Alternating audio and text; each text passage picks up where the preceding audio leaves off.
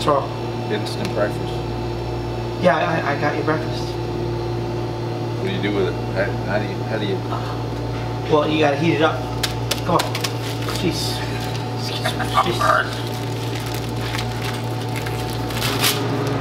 Oh wait, I screwed up.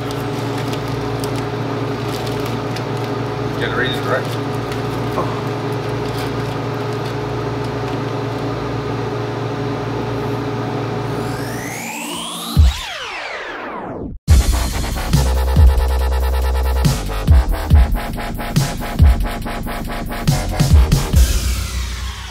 Go through there. Yeah. Come in here. All right, ready? Yeah. You don't necessarily have to look at the camera.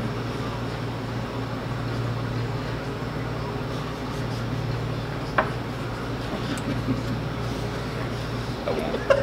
I'm not looking. All right. All right, what's going on, everybody? It's the little guy here with another Driver. breakfast with a driver type deal.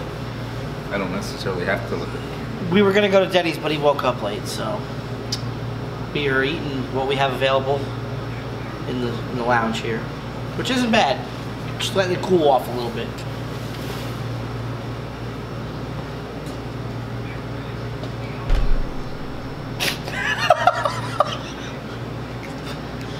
If you guys don't remember, this is my old student from back in the day, Rich, and I wanted to interview him to kind of give you an update on his progress and his thoughts of the company so far. So, you were in training with me. Yeah. Came fresh out of school. Right here. Yeah, right here. And you drove around for a little bit, and then you went straight up and leased a truck. I did. What are your, well, before we get into all that, how was your trainer?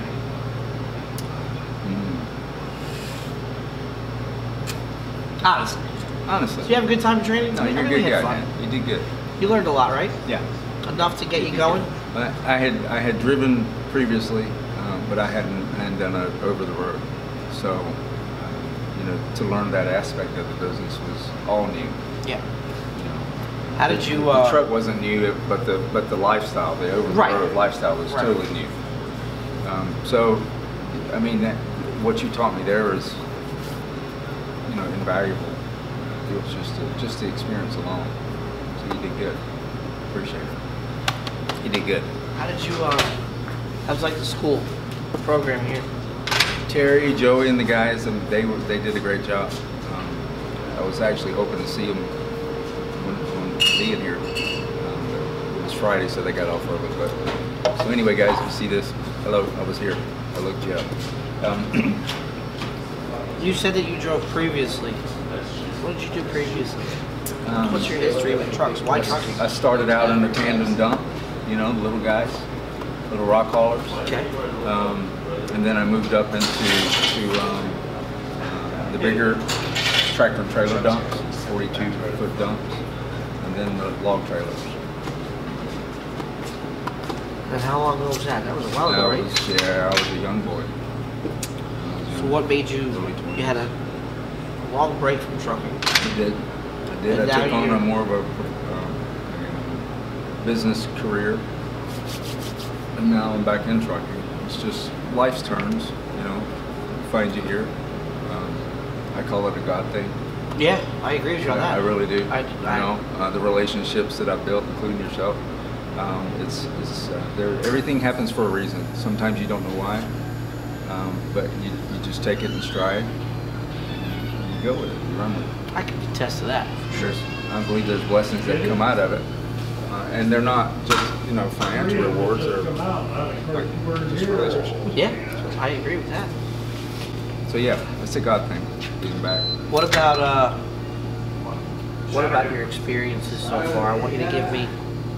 I want you to be honest. I want to know what the pros and the cons are of what you're, you know, because right now you're leasing, so. Yeah. I mean, you did company for what, a month and a half? So you got done your Well, 90 days. As soon as it was available, I went into lease. lease. So you have to, with night, you have to be a company driver for 90 days. Yeah, so let's talk about the lease then. So, as a lease driver,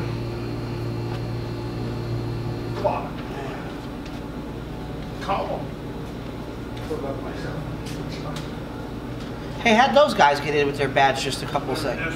They're office workers. Oh. That's one.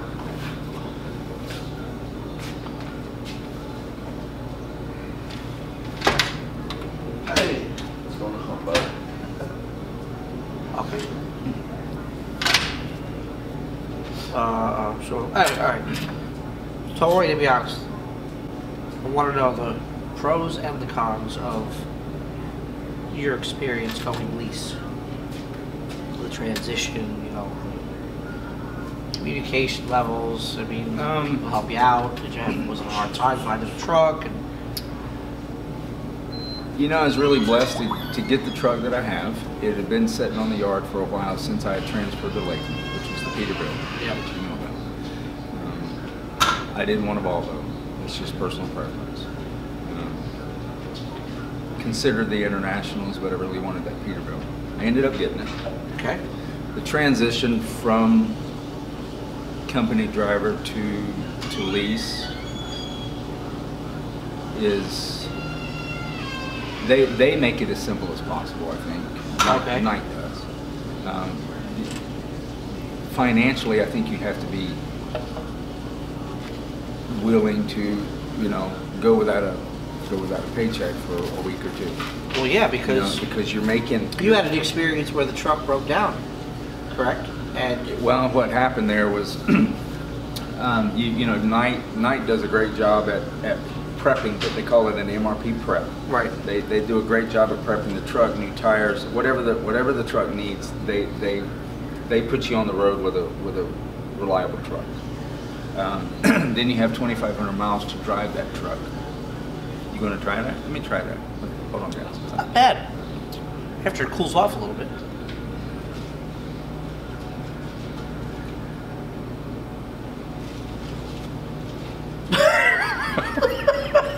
He told me to be honest. No. So they got the truck prepped. They get the truck prepped. You drive at 2,500 miles. So that what you're talking about there is when I came back, I have 30. You drive 2,500 miles. You list anything that you find wrong with the truck or that you want to address. Right. And then you bring it back to the shop within 30 days to have all those Bugs worked out. items Okay. worked out, and then she's yours. So I brought it back, and on the way back actually, or out on the road, it overheated, and so long story short is it took 3 weeks to determine that problem and to get to a resolve. Well, during those 3 weeks, even as a company driver, if your truck's down, you don't get paid. And So my truck was down for, but the payment, yeah. So as a company driver, you're not incurring any debt, and you would probably just get another truck. As a lease driver, you're incurring debt because you have truck payment, you have fixed costs. So the variables aren't there because you're not moving the truck. So let's But just the use, fixed costs let's break it down, because I know what happened. I want them to know what happened. You went down for 3 weeks, Yeah, and you went in the hole for 3 weeks. I did. Now, I did. Now, there was an opportunity in the beginning to get a loaner truck, but it smelled like an ashtray. I weren't getting in it. I don't blame you. I didn't get in it, and there wasn't another truck available at the time, so I sat. You know, now some people would say, well, you should have just gotten into the ashtray and drove. I disagree. Some people agree, but I disagree. I'm not going to get in there. I'm not going to live in something that somebody else smoked in and trashed in. And I'm not going to do it. I don't blame you. I don't blame you. So, but what I'm saying is you went in the hole for 3 weeks. I did. How hard was it for you to get out of the hole? And how long did it take? It took a week and a half. I got out. So you were down for 3 weeks, didn't get a paycheck. And then didn't get another paycheck for another week and a half. I didn't get a check for 5 weeks. So basically, what we're trying to say here is, people, don't get into the lease program unless you have a rainy day fund. Yeah, I would definitely recommend that. You know, or just be prepared. Now, hopefully, you won't be down for 3 weeks, but if you ever are, you're looking for that. All right, so let's get down to the bare bones here now. What are your suggestions? If you had to make a suggestion that you would change in the company-wide, something that you would change, what would it be? For a lease driver, or just in general? In general, something that you've gone through that needs to be changed. What would it be? I think dispatch needs to be looked at closer. Elaborate. Well, as a lease driver, I'm not in control of my loads. I'm just like a company driver. If I'm going to be an owner-operator, then that's what they call you. Knight does not call you a lease operator. Okay. They treat you like she's your truck. They even say it's your truck. That's your truck. And right. I take on that. That's my truck. It's not Knight's truck. It's my truck. Right. I pay the bills. I pay the fuel.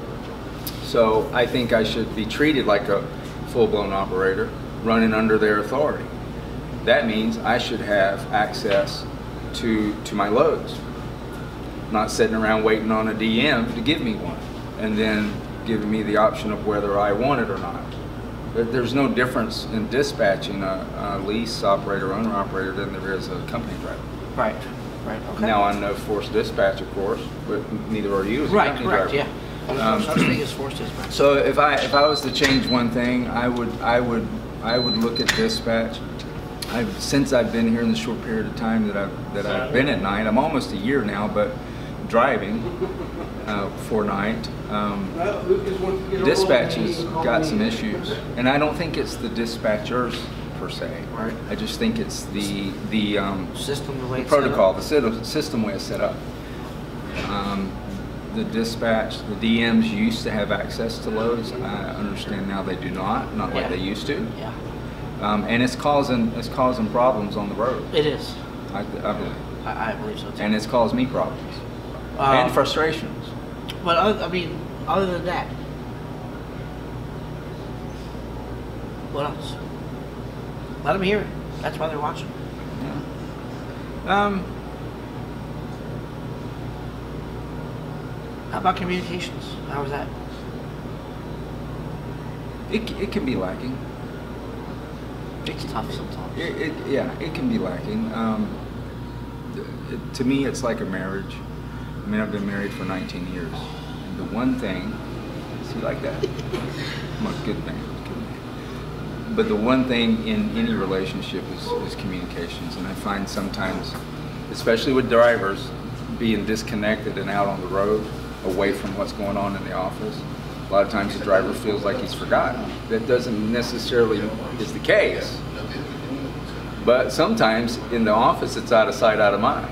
Well, the problem, like we were just talking about, they took away the ability for the driver manager to dispatch your truck. Yes.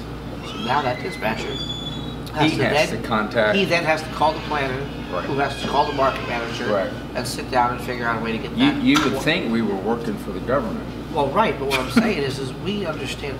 So now he has to call the market manager and the planner Right. to figure out how to get a load for that truck, Exactly. plus all the other trucks on All his the other board. truck lines. So you lose that communication, that relationship, that friendship with your driver manager, Right. because you can never get a hold of him, and you can never. Yeah.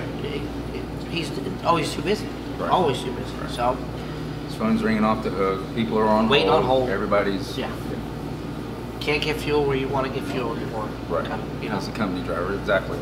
But so those are the cons. Right. Okay. What about pros? Give me something good now. Well, one of them is the way they treated me coming into the truck. Okay. Knight ensured that truck was in the absolute best condition that it could be in. Okay. And it is. I would buy that truck straight out right now. Okay. The 3 weeks they had it, the Lakeland shop took it, and they couldn't figure out the issue. They took it to Peterbilt Okay. at no cost to me. And when Peterbilt couldn't find it, they took it to Cummins. Okay. That truck come back, even though they never really determined what was overheating, it has not overheated since. It could have been something like a air pocket in the system or Right. whatever. But that truck has been in everybody's hands at no cost to me to make sure that that truck didn't have a cracked head or didn't have cracked sleeves, or all the major problems were not there. So they did. I will say that they take care of their equipment. They got some of the best equipment on the road as far as maintenance is concerned. I think they do a great job with that. I think they're a strong company. What time you gotta go do these things? What time you gonna do it? 9? Okay. Alright, let's see here. This thing's still fucking rolling. I have to chop this really off. What else? They got great facilities. If you want to stop in like this one we're sitting in, I'm looking around, I'm like, this is a great place for a driver to hang out. Everything in here has been refurbished too. It's all brand new. I started right here in this, as we said in the beginning, right here in this terminal, and I saw it, before all of this, and this looks great. This looks great. So they're trying to make it a place that the drivers will come and hang out. I typically don't hang out in the drivers' lounges for various reasons. Yeah. But if you had to, but if I do had your laundry, to, take a shower. Yeah, it's a nice place to be. Yeah. It's a nice place. What else? Anything else?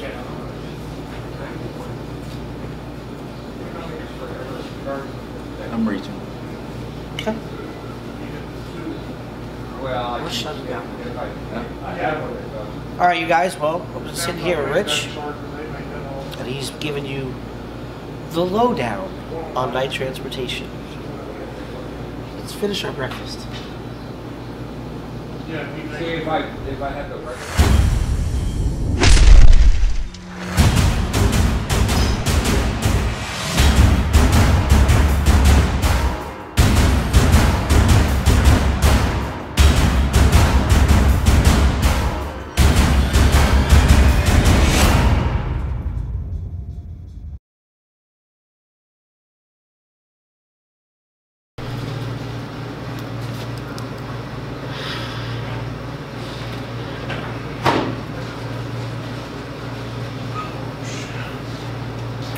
Woo, it's hot.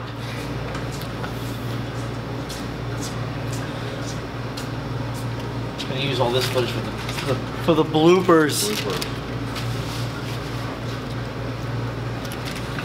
Tell me it's real. Just tell me. I'm gonna open it up. There's definitely something real about it. Real. It may not be the meat or the bread. Ooh. What is cheese? It's It's a Tex food. GMO.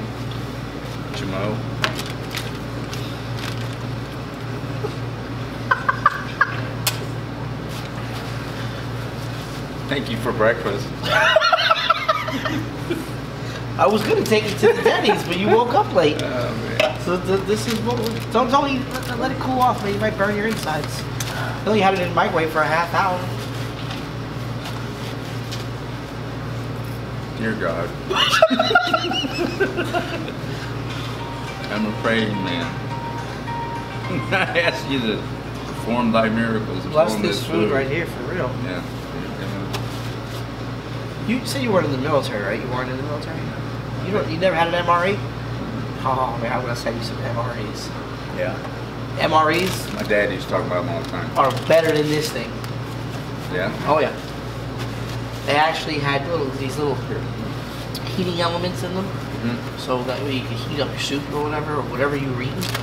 Like you'd have a little pouch with a little water in it, and you'd put the heating element in it and you'd heat it up. And then you'd have hot food on that one macaroni and cheese, lasagna, whatever. I mean, it was legit, bro. Yeah. Hot. Look, I'm gonna let mine cool off a little bit because it's piping. Look at this thing. Look at that. That's beautiful right there. That's artwork. A robot probably made this damn sandwich.